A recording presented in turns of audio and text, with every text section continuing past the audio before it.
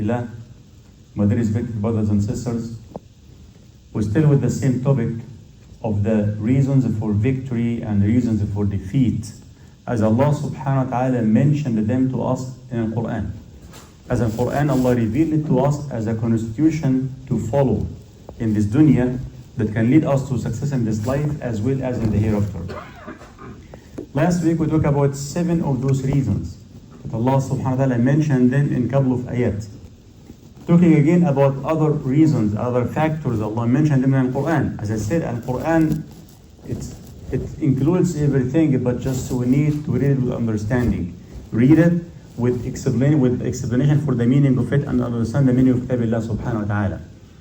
Allah subhanahu wa ta'ala in Surah Al-Imran, He talked about the battle of Badr and the battle of Uhud. 2 battles which many Muslims know about them.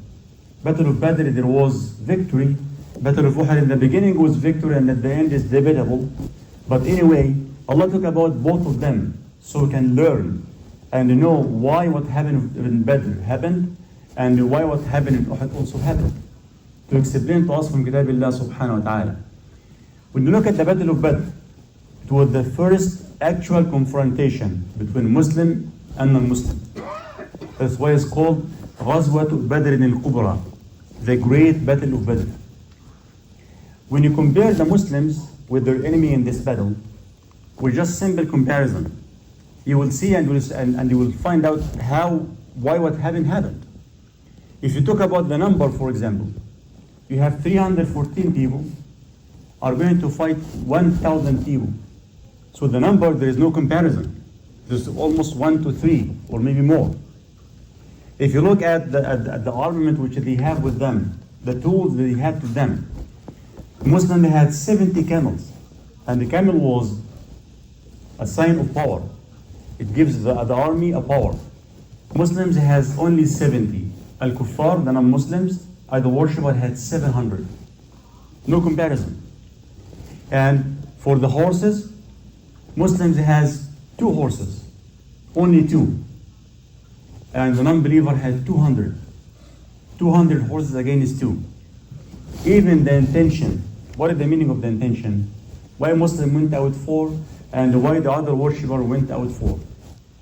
Muslims went out with the intention to attack the caravan, 40 men. And when they met their enemy, they found out themselves in front of 1,000 army completely mobilized and ready for the war. Idol worshippers came with the intention that they're going to find an army. Just what they came to do with that. They said they were going, there's an army attacking the caravan. So they came to face an army. And when they came, they found out only 314 people. Had nothing. 2 horses and 70 camels. Not that much. So even the intention was not with the Muslims. So with thinking about that, the Muslims, they had no materialistic reasons in their hands that can make them victorious in this battle. Nothing in their hands from the materialistic worldly power. But of course, they had Allah with them, subhanahu wa ta'ala, and this was enough. Allah subhanahu wa ta'ala, the name, when it's in a little number, will make it great. The name, when it's with a weak person, will become strong. The name, when it's with a person who is afraid, will have courage. So Allah was with them, subhanahu wa ta'ala. Even the land, in the respected brothers and sisters, the land the Muslims stood on, different from the land that the idol worshippers were stood on. Allah subhanahu wa ta'ala said, إِذْ أَنْتُمْ بِالْعُرْوَةِ الدُّنْيَا وَهُمْ بِالْعُرْوَةِ الْقُصْوَى.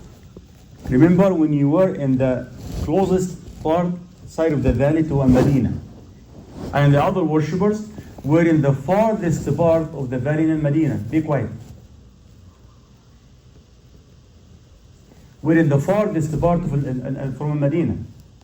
What is the difference between the two sides? The land where the Muslims stood at, as it was called, Sabha. Sabha means what? Like soft land, like dirt and sand.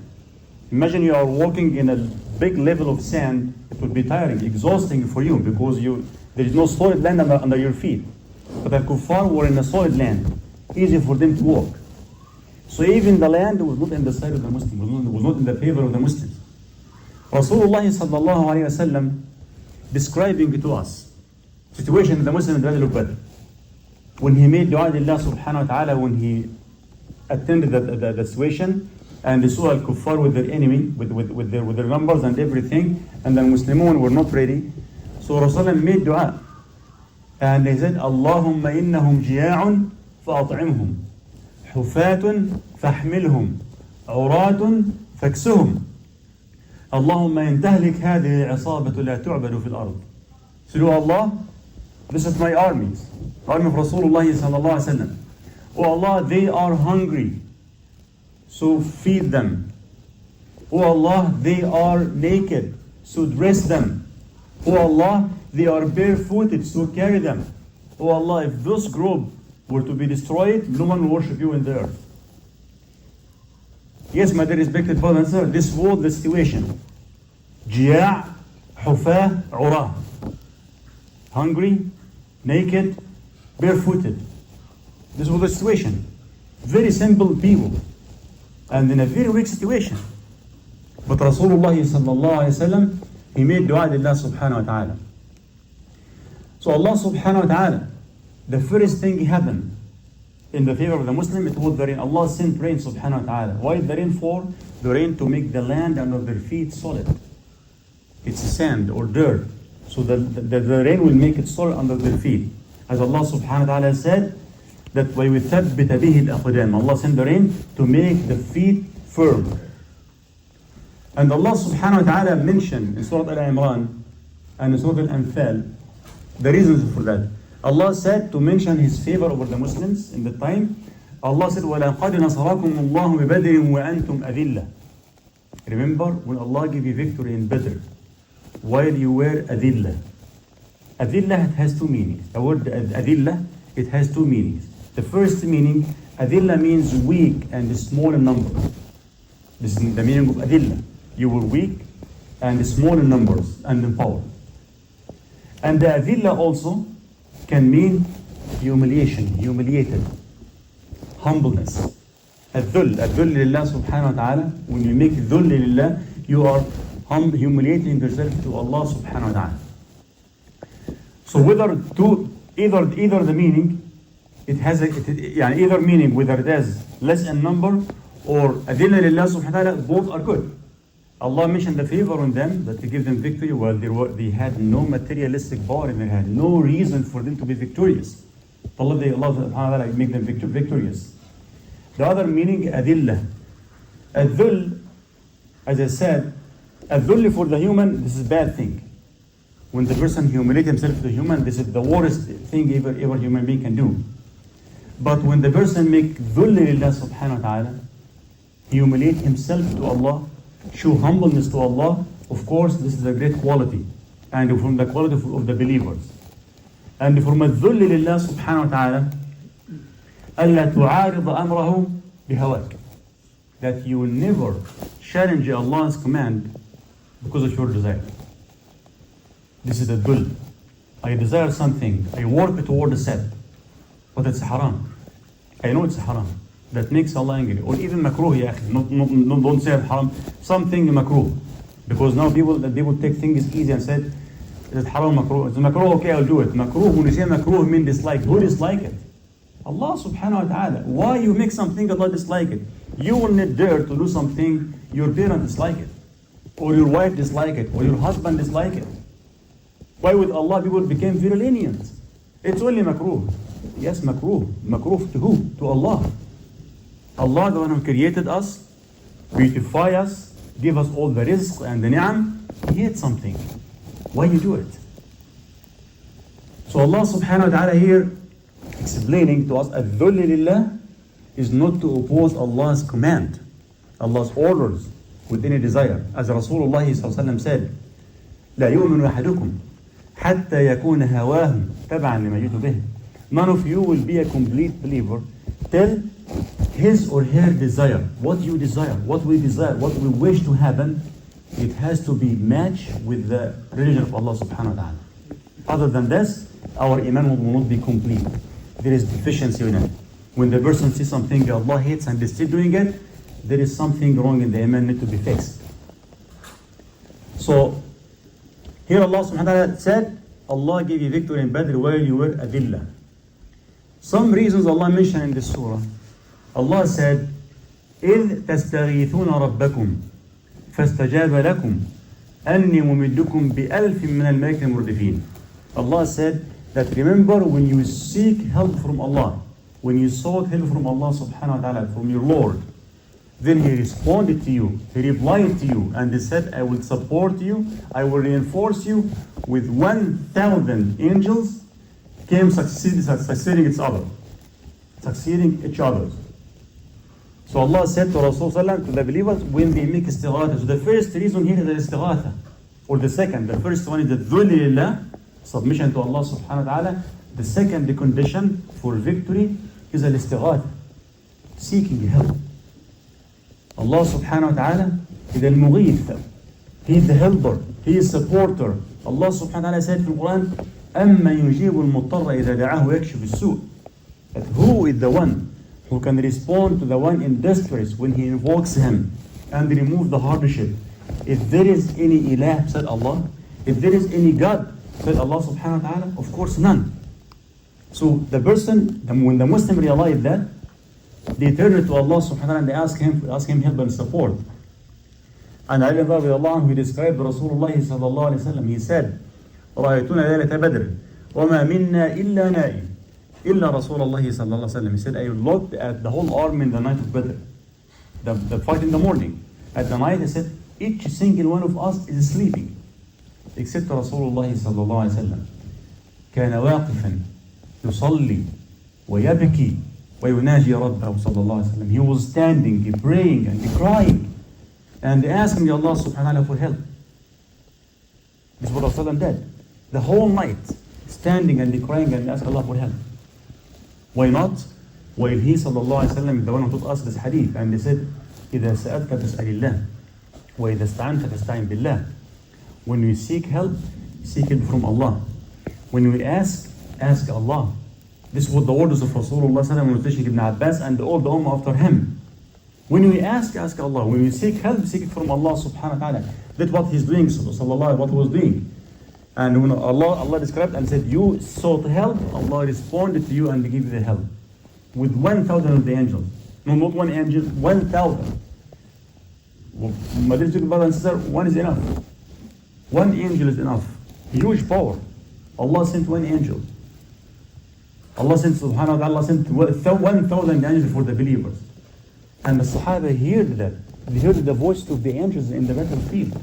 Rasulullah sallam, one time he asked Jibreel alayhi salam, Ya Jibreel, من هذا الذي كنا نسمعه يقول أقبل حيزوم.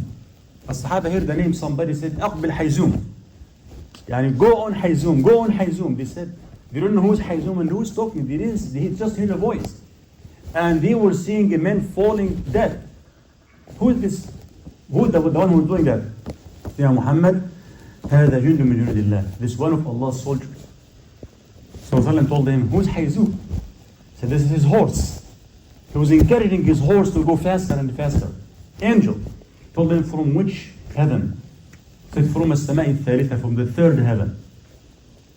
He said, what is his name? And who is he? Then he told him, Ya Muhammad, وَهَذْ أَعْلَمُ كُلَّ جُنْدِ اللَّهِ وَمَا يَعْلَمُ جُنْدَ رَبِّكَ إِلَّا هُوَ. Ya Muhammad, do you think I know all the soldiers of Allah? All Allah knows the soldiers subhanahu wa ta'ala. So the Sahaba heard that. And one of the Ansar was running after a man from the non-believers, and all of a sudden found him dead. So they heard the name of the angel, they heard the voice of the angels in the battlefield. And Allah subhanahu wa ta'ala said, Bala in tasbiru wa tattaqu. Another two reasons here. We talked about as-sabr, patience last week, but here another reason, third reason, at-taqwa. Bala in tasbiru wa tattaqu. ويأتوكم من فوركم هذا يمددكم ربكم ب5,000 ملائكة مسومين. If you became patient and have taqwa lillah and they came to attack you now, Allah will give you support with 5,000 angels. Not only 1,000, another 5,000 supporting you just to achieve that. Achieve al-iman, al-sabr, al-taqwa, al-istighatha, seek help from Allah subhanahu wa ta'ala. This will come. It is only for Rasulullah, not for all the Muslims. All Muslims, when they apply these conditions, that's why Allah told the Ummah in the Quran this. So they can follow the same thing. They got the same result as what happened to Rasulullah sallam and the Muslims after him sallallahu alayhi wasallam. So Rasulullah didn't turn his face to east or west or any materialistic power in this dunya. He did what he could, and then he turned his face to the Lord of the east and the west subhanahu wa ta'ala. And he asked him for help, Allah gave him the help. He asked Allah for reinforcement, Allah gave the reinforcement to 1,000. And he asked Allah for victory, Allah gave him victory subhanahu wa ta'ala. So these are reasons for the victories Allah subhanahu wa ta'ala mentioned here. So this some of the reasons Allah mentioned in this surah. In the same surah, Allah mentioned some reasons for the defeat. When Allah talked about the battle of Uhud, what happened in Uhud? Why what happened in Uhud happened? If you compare the Muslims in Badr and in Uhud, there is big comparison. They were more in Uhud and were more ready. They know they are going to fight an army. They prepared themselves. They took all the power with them, all what they have, as Allah ordered us. Allah ordered them, وَأَعِدُّ لَهُمْ خَصْمًا مِنْ قُوَّةٍ. Prepare to them whatever you can from power, just whatever you can, not more than that. Do your best, and Allah knows you exert your maximum effort, then Allah subhanahu wa ta'ala will do the rest. Subhanahu wa ta'ala. Allah said in Surah Al-Imran, when we talk about the battle of Uhud, وَلَقَدْ صَدَقَهُمُ اللَّهُ وَعْدَهُ إِذْ تَحُسُّونَهُم بِإِذْنِهِ. Allah subhanahu wa ta'ala fulfill His promise with you. That He give you victory. You're fighting them. Stand against them. حتى till you reach that point. What's that? حتى إذا فشلتم وتنازعتم في الأمر وعصيتم من بعد ما أراكم ما تحبون. 3 reasons here. حتى إذا فشلتم, till you failed. Failure. Failure to do what? Failure to follow the command. When the Muslim failed to follow the command of Allah subhanahu wa ta'ala or the command of Rasulullah sallallahu alayhi wa sallam, of course the defeat will come. Humiliation will happen. What happened in the battle of Uhud? Rasulullah told 50 of the archers, stay on this mountain or in this hill. Don't leave it. Even if you find birds snatching us, stay there, don't leave. After, when Muslims were in the beginning victorious, 40 of those 50 left. The whole number of Muslims were 700. So now 40 out of 700 disobeyed the command of Rasulullah. Just 40 out of 700, not the majority, small minority of the total number. And what happened? The whole group suffered from what happened. Rasulullah, he himself was injured. His uncle Hamza was killed. Plus 70 from the Sahaba were killed. And it was almost, Rasulullah, there was news spread that he was killed. Sallallahu Alaihi Wasallam. Because of 40 out of 700. So you can imagine now that the number of the Muslim Ummah, how many disobedient to Allah subhanahu wa ta'ala, how many commands of Allah and of commands of Rasulullah are being violated. That's why what happened to the Muslim are happening. So Allah said, حَتَّى إِذَا فَشِلْتُمْ, till you fail to fulfill the command. وَتَنَازَعْتُمْ فِي الْأَمْرِ, and dispute among yourselves, dispute in different things. وَعَصَيْتُمْ مِنْ بَعْدِ مَا أَرَاكُمْ مَا تُحِبُّونَ, and you disobedience to Allah subhanahu wa ta'ala and to Rasulullah sallallahu alaihi wasallam after He showed what you love. What is the meaning here? After Allah showed what you love, showed them the spoils of the war. حُبُّ الدُّنْيا, love for a dunya, for the pleasure in the dunya. People sometimes they can give up the religion, give up everything, give up as-salah, give up az-zakah, give up anything for fulfilling some pleasure of this dunya. Not my words, the words of Rasulullah sallallahu alaihi wasallam when he said, they will come, there will be fitan. The person will be Muslim in the morning and the kafir in the evening. And the Muslim in the evening and by the morning he becomes kafir. Why is that? He said, يَبِيعُ دِينَهُ بِعَرَضٍ مِنَ الدُّنْيا. He can give up the religion completely. Why? To just get some worldly benefit. For worldly benefit, the person can give up the religion completely to get some worldly benefit. And so حب الدنيا, love for this dunya, it's a great reason for, and the competing net reason for defeat.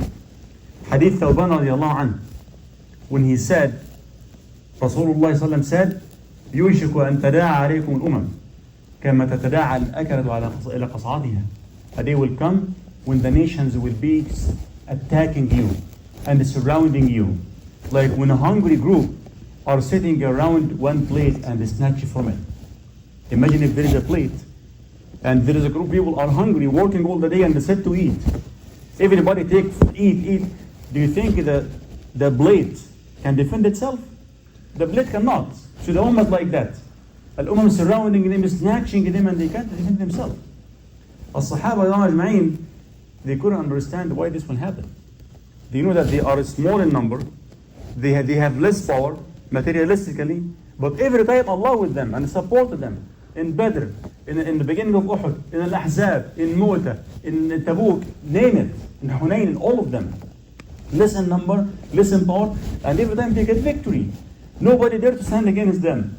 So they said, how this will happen? By time, every time Muslim number will increase. Why this will happen? Say, Ya Rasulullah, أو من قلة نحن يومئذ يا رسول الله, Ya Rasulullah, are we going to be very little number in this time? He said, no. But إنكم يومئذ كثير. You will be a lot. 1.8 billion Muslims nowadays on earth, living in this moment on earth. 1.8. This is 2024 statistics. 1.8 billion Muslims living right now on earth. You are a lot. But ولكنكم غثاء كغثاء السيل. But you are like the foam of the sea. You see, when the wave come and they make lots of foam, it's a huge amount of foam, but it has no value. Soon it will vanish. غثاء كغثاء السيل ولينزعن الله المهابة منكم من قلوب أعدائكم. Allah will take the fear from the hearts of your enemy. And Allah will throw in your hearts الوهن. Allah will put الوهن in your hearts. الصحابة said, Ya Rasulullah, وما الوهن? What is الوهن? He said, حب الدنيا وكراهية الموت. Love for this dunya and hating death. Look for, as Rasulullah said here, Allah will take the fear from the hearts of your enemy. Because they knew what is the maximum you can do as Muslims. What is the maximum you can do? Nothing. No effect at all. Al-Islam is being abused. What the Ummah did, going in the street making some demonstrations. Rasulullah sallam was abused. Cartoons against him. What Ummah did? In the streets making some demonstrations. Al-Quran is being burned, is being humiliated, being disrespected. What the Ummah did? In the streets making some demonstrations. Muslims are being killed like sheep in the different parts of the world. What Muslims did? In the streets making some demonstrations. And they think they do what they're supposed to do. So Salami said here, Allah will take the fear from the hearts of your enemy and put in your hearts al-wahan. What is al-wahan? Love for the dunya and hate for death. So Allah said here, حتى إذا فشلتم ودناتم في الأمر وعصيتم من بعد ما راكم ما تحبون منكم من يريد الدنيا ومنكم من يريد الآخرة. Allah said this to Sahaba. Some of you seek الدنيا and some of you seek الآخرة. Ibn Mas'ud radiallahu anhu, he said, when this ayah was revealed, he said, ما كنت أظن أن أحدا من أصحاب محمد صلى الله عليه وسلم كان يريد الدنيا حتى نزل هذه الآية. I never imagined some of Sahabat al-Nabi sallallahu alayhi wa sallam seek الدنيا till this ayah is revealed. He thought everyone just work for al-akhirah. No, but some people might, yes, al-akhirah and al-niyyah can be mixed. But he said, I never imagined some of Sahabat al-Nabi sallallahu alayhi wa sallam sought al-dunya till this ayah is revealed. So my dear respected brothers and sisters, Allah subhanahu wa ta'ala in this ayat here, He mentioned to us reasons for victory and reasons for defeat as well. There is other situation in the Quran, we'll cover it inshallah. But to come with the full picture, what Muslim Ummah need to do to get victory, to get support from Allah subhanahu wa ta'ala, to get honor and dignity as Allah gave to Rasulullah and the Sahaba, and the many generations after them. Many generations after them, Allah supported them because they looked at the Quran, they read it, they understood it, and they applied it. Because this is Kalamullah subhanahu wa ta'ala, this is the speech of Allah, this is the words of Allah, this is the Ahkamillah, the rules of Allah subhanahu wa ta'ala. This is the direction Allah gave to us to follow. The manual to live this life correctly, it's in the Quran. Follow it step by step. But if the Muslims goes against it, we have to understand we are not Allah's relatives. We are His servants, subhanahu wa ta'ala. And Allah said in the Quran clearly for all of us to understand that. Allah said, إِن يَشَأْ يُذْهِبُكُمْ وَيَأْتِ بِخَلْقٍ جَدِيدٍ وَمَا ذَلِكَ عَلَى اللَّهِ بِعَزِيزٍ. Don't think you has a very high status in front of Allah if you don't obey Him. Allah said if He wills, He can remove all of you and bring different people. And Allah said, and this is not difficult to Allah. He did it, subhanahu wa ta'ala. In time of Nuh alayhi salam, the whole people disobeyed Allah. In the whole earth, Allah destroyed them. And the new generation came. Because of what? Because of obedience and the disobedience to Allah subhanahu wa ta'ala. So my dear respected brothers and sisters, this is an important wake up for all of us. To look at the Kitab Allah subhanahu wa ta'ala, look at the Quran, Sunnah al-Nabi sallallahu alayhi wa sallam. We all know the last wasiyah of Rasulullah sallallahu alayhi wa sallam. All of us know it. I left amongst you two things. You will never go astray as long as you attach to them. The Book of Allah and my Sunnah. Before doing an action, before making a statement, before taking any step, offer it and show and examine it with the Book of Allah and the Sunnah al-Nabi sallallahu alayhi wa sallam. If it matches with it, alhamdulillah, go ahead with what you are going to do. And if it doesn't, no matter what kind of gain you will lose, or what kind of suffering you might have, you have to submit that because this is the success in this life and in the hereafter by following Kitab Allah, Sunnah al-Nabi sallallahu alayhi wa sallam. May Allah subhanahu wa ta'ala guide us to the straight path. وأقول قولي هذا وأستغفر الله لي ولكم.